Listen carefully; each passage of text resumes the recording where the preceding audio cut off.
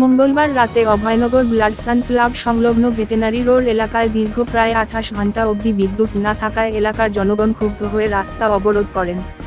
বারবার বিদ্যুৎ নিগমে ফোন করেও কোনো সুরাহা না পেয়ে বাধ্য হয়ে রাস্তা অবরোধ করেন।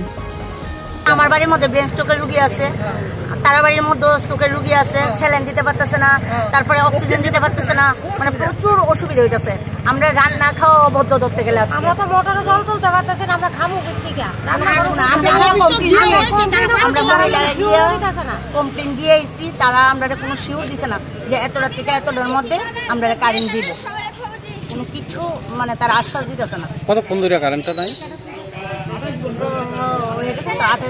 কমপ্লেনটা কোন সময় দিচ্ছে? আমরা কমপ্লেন দিয়েছি 5:30। কি বুঝে তারা কইছে 1টা বাজুক 2টা বাজুক কারেন্ট দেওয়া হইব, কিন্তু কোনো শিওর নাই। কোন জায়গা কিন্তু আমি কত তারা কইছি, আমার বাড়ির পাশের বাড়ির কারেন্ট আছে, বাজারে কারেন্ট আছে, নিচের বাজারে আছে, উপরের বাজারে আছে, সবখানে কারেন্ট আছে, কিন্তু আমরা এই রোডটার মধ্যে কিন্তু ব্যাটারির মধ্যেও কারেন্ট আছে। যদি অসুবিধা হতো ব্যাটারির মধ্যে কেমনে কারেন্ট থাকে? কতগুলো বাড়ি আছে এদিকে? 500 তো